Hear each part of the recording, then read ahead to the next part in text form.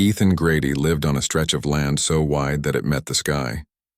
The wind was his only company most days, carrying the soft sound of the cattle and the creak of the barn door. His ranch sat miles from the nearest town, surrounded by brown hills and lonely silence. Years of hard work had given him strong hands and quiet eyes. He had a good heart, but it had grown tired of being alone. Every evening when the sun went down, the house felt too empty.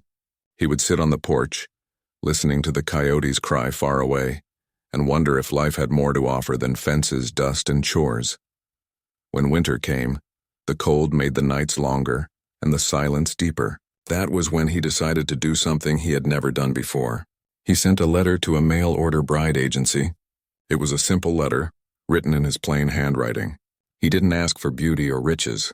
He asked for a woman who was kind, honest, and strong enough to live the hard life of a rancher's wife.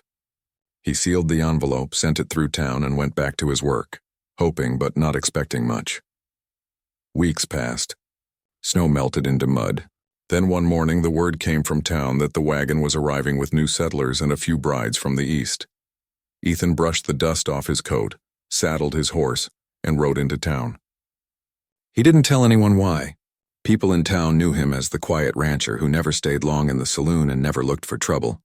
But today his heart beat faster than it had in years.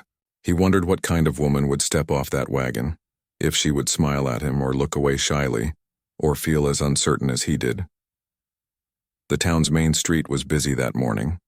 Children ran alongside the wagons, barking dogs chased the wheels, and the shopkeepers came outside to see who had arrived. The big wagon stopped near the post office, and the driver called out the names from his list. A few women stepped down, their dresses wrinkled from the long trip, holding small bags and wearing tired smiles. Ethan stood a little apart from the crowd, his hat low over his face, trying not to show how nervous he was. Then he heard the driver call the name meant for his bride, but the woman who stepped down next didn't look like any bride he had imagined. She was tall, with auburn hair tied in a loose bun under a dusty hood. When she lifted her head, her eyes caught the sunlight like polished glass, bright, sharp, and tired at the same time. Her dress was once bright red, now faded by travel and dust. The whole crowd went quiet for a moment. Someone in the back whispered her name, and it spread like a spark through dry grass. Clara Bell. Ethan didn't recognize the name, but others did. A few men exchanged looks. One woman pulled her child closer. The name belonged to a woman known from Cheyenne to the mining camps. A singer, a woman who had lived a wild life in the towns. The kind of woman mothers warned their sons about. But she didn't look proud or bold now. She looked like someone running from something. The driver handed her a small bag, nodded, and went back to his horses. She stood there for a moment, alone in the dust, before walking straight toward Ethan. Every eye in town followed her as she stopped in front of him. Her voice, when she spoke, was soft but steady. "You're Ethan Grady?" she asked. He nodded slowly. "I am." She looked him straight in the eyes and said, "The woman you were supposed to marry, she fell ill before the journey. They sent me instead. I wanted a new start. I can work hard, I can learn, I just need a place where I can be someone else." Ethan studied her face. He didn't believe all of it, but he didn't see lies either. Just weariness. The townsfolk whispered behind them. He could feel their eyes on his back, waiting for him to turn her away. But he couldn't do it. There was something about the way she stood, tired but still proud, that stirred something deep in him. Maybe pity, maybe respect, all right, he said quietly. "Let's go home." He helped her into his wagon, and they left town under the wide blue sky. The road was long, and neither spoke much. The wheels turned slowly through the dust, the horses moving steady and patient. From time to time, Ethan stole a glance at her. She looked out over the land with a faraway expression, as if she were trying to memorize the emptiness, to see what freedom looked like. When the ranch came into view, its simple house, the barn, the open fields, she smiled faintly. It wasn't a grand place, but it was honest, and that seemed to matter to her. When they reached the porch, the ranch dogs barked loudly, running in circles around the wagon. She laughed softly, a sound light and unexpected. "First friendly welcome I've had in a long time," she said. Ethan didn't know what to say to that. He showed her inside, where the fire still held some warmth. The house smelled of pine wood and coffee. There were 2 rooms, the main one and a smaller one in the back. He pointed to the smaller room. "You can stay there," he said. "Rest. I'll bring your things in." She nodded and thanked him quietly. Her voice was gentle, almost careful, as if she didn't want to break the stillness of the place. That night after supper, Ethan went out to the porch to think. The stars stretched across the sky like silver dust. He could hear her moving softly inside, unpacking the few belongings she had. He wondered again who she really was, and what had brought her all the way to his lonely ranch. He didn't know if she was running from danger or just from her own name. But he felt something he hadn't felt in years, a strange, quiet hope. Inside, Clara stood by the window looking out at the dark hills. She pressed her hand against the cold glass and breathed slowly. The silence of the prairie wrapped around her. No laughter from rowdy men, no piano music, no shouting, no smoke. Just the wind and the stars. For the first time in a long while, she felt safe. She took off the necklace she always wore, a thin gold chain from her old life, and placed it on the table. She whispered to herself that she wasn't going back. Whatever happened here, she would face it as someone new. In the days that followed, the ranch grew a little warmer. She learned the rhythm of the place, the sound of the rooster at dawn, the soft clinking of buckets at the well, the creak of the fence in the wind. Ethan didn't talk much, but when he did, his words carried weight. He showed her how to feed the horses, how to mend the wooden gate, how to keep the stove burning through cold nights. She listened carefully, eager to prove herself. Her hands, once used to soft gloves and silk ribbons, became rough from work. The other women in town would have complained, but Clara didn't. She found peace in doing something real. Sometimes Ethan would catch her humming while she worked, a soft tune from her past. He never said anything, but he liked hearing it. It made the ranch feel alive. And though he still didn't fully trust her story, he could see the change in her, the honesty in her effort, the quiet strength in her eyes. At night, when the wind howled outside, Ethan sat by the fire, wondering what tomorrow might bring. He still remembered how people had looked at them in town, whispering about the woman in red who came to his door. But out here under the open sky, none of that seemed to matter. She wasn't the woman they remembered, and he wasn't the man they pitied. They were just two people who had found each other by accident, two souls tired of running from the past, learning slowly how to build a new life on the lonely land. And somewhere deep down, Ethan knew that whatever her real story was, she belonged there now. Maybe not as the bride he had ordered, but as the woman fate had chosen to send instead. Weeks passed, and the cold winds of winter slowly gave way to the first light of spring. Life on the ranch began to find a rhythm again. Ethan worked from sunrise to sunset, mending fences, checking the cattle, and fixing whatever the winter had broken. Clara helped him without complaint. She woke early, made breakfast, and joined him in the fields. She wasn't used to hard labor, but she didn't back away from it. The more she worked, the more she felt alive, as if each sunrise gave her another chance to forget her old life and start again. Ethan had started to notice little things about her, the way she laughed softly when the horses nudged her, or how she would hum a tune while cooking. She no longer wore bright colors, only simple dresses that matched the quiet of the plains. There was a kind of peace about her that even the old ranch hands noticed when they came by for supplies. They spoke kindly to her, and she greeted them with respect, never pride. It was hard for Ethan to believe she was the same woman people once whispered about in the towns. Out here she was different, gentle, patient, and strong. But peace on the prairie never lasted long. One afternoon, when Ethan rode into town for supplies, he heard something that made his heart tighten. Two strangers were asking around about a woman named Clara Bell.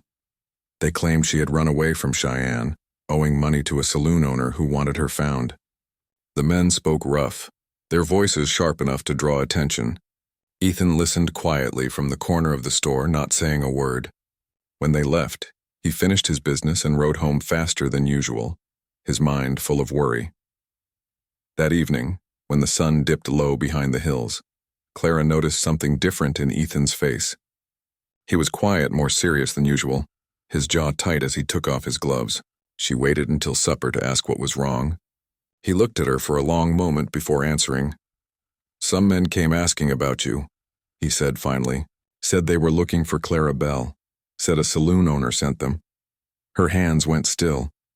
The spoon she was holding slipped from her fingers and hit the table. For a moment she didn't speak. Then she took a slow breath and looked up at him with eyes that carried both fear and honesty. "I didn't steal anything," she said softly. Not money, not jewels.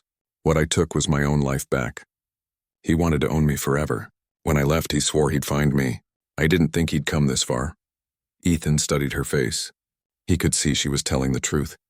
He nodded, then stood up and walked to the window, staring out into the dark. You're safe here, he said. I won't let them take you. She wanted to thank him, but the words caught in her throat. Instead, she stood beside him, looking out at the endless land, feeling both afraid and grateful. That night, she couldn't sleep. The sound of the wind made her heart race. She thought of the life she had escaped. The noise, the smoke, the faces of men who saw her as something less than human. She didn't want to go back. She couldn't. The next few days passed quietly, but the tension hung in the air. Ethan kept his rifle close by. He didn't tell her, but he started checking the fences twice a day, watching for tracks near the road. Clara tried to stay calm, but she felt the change in him and knew trouble was near. Every creak of the barn door, every bark of the dogs made her heart jump. Then one stormy evening, the trouble finally came. The sky was heavy with clouds and thunder rolled across the plains. Clara was inside lighting a lamp when she heard horses in the distance. Ethan stepped out onto the porch, his hand resting on his rifle. Through the rain, he could see 3 riders approaching. They stopped a few yards from the house. One of them called out, his voice loud and sharp. We're looking for a woman named Clara Bell. We know she's here. Ethan didn't answer right away. The rain dripped from the edge of his hat as he watched them closely. He recognized their tone, the kind of men who used threats before words. He raised his rifle slowly, holding it steady. You'd better leave, he said calmly. No one here by that name, the man laughed. Don't play games, rancher. She's worth more than you think. Before Ethan could reply, Clara stepped out onto the porch. Her hair was wet and the rain soaked her dress, but her voice was firm. You don't own me anymore, she said. Go back and tell him that. The men stared at her, then at Ethan. You sure about that, lady? One sneered. This man can't protect you forever. Ethan's voice cut through the rain. She's under my roof. You'll leave now? The leader gave a mocking smile. Or what? Ethan fired a warning shot into the ground. The horses reared back, startled by the noise. The riders cursed, then one lifted his gun, and the air broke with the crack of thunder and gunfire. The storm raged around them as Ethan took cover by the porch post. Clara ran inside, heart pounding, but she didn't hide. She found his spare rifle by the door and brought it to him. I can help, she said, her voice shaking. He wanted to tell her to stay inside, but there was no time. The riders fired again, bullets hitting the fence and barn wall. Ethan returned fire, steady and calm. The men weren't ready for someone who could shoot that straight. After a few minutes, the noise stopped. The horses turned and bolted into the dark. When the last echo of hooves faded, only the rain remained. Ethan lowered his rifle slowly. Clara stood beside him, her hands trembling. Are you hurt? She asked. He shook his head. No, you? She smiled weakly. Not anymore. They went inside, drenched and silent. Ethan closed the door and set the rifle down. Clara knelt by the fire, trying to warm her hands. She looked up at him, her eyes filled with tears she tried to hide. I didn't mean to bring trouble to your home, she said. Ethan crouched beside her. You didn't bring it, he said. You just made it worth protecting. For a long moment, neither spoke. The only sound was the fire crackling and the rain easing off outside. In that quiet, something shifted between them, not a promise, but an understanding. They had faced danger together and come out standing side by side. By morning, the storm had passed and the land looked washed clean. Ethan rode into town to speak with the sheriff, who came back to the ranch to see what had happened. When he heard the story, the sheriff nodded and said the men had already been caught on the North Road. The saloon owner who sent them had fled the territory, wanted for other crimes. You won't be hearing from him again, the sheriff told Clara kindly. You're free to stay here, Miss Bell, or wherever you please. She looked at Ethan, who stood beside the porch, his hat low to hide the small smile on his face. I think I'll stay, she said quietly, and she did. Days turned into months and life found peace again.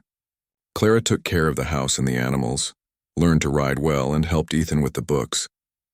She laughed more often, and her voice, once full of sadness, now carried warmth. People in town still whispered when she came in for supplies, but their tone had changed. They saw the way Ethan looked at her with respect, not shame. And they saw how hard she worked to build a life from nothing. One evening, as the sun sank low and turned the fields to gold, Ethan sat beside her on the porch.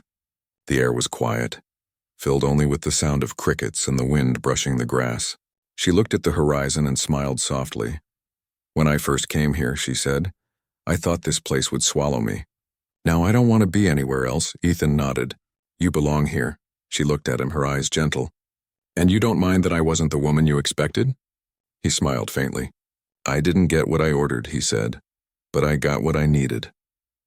The sun dipped behind the hills, leaving a trail of light across the sky. The ranch stood quiet and still, surrounded by open land that stretched forever. Inside that silence, they found what they had both been missing. Not perfection, not promises, just peace.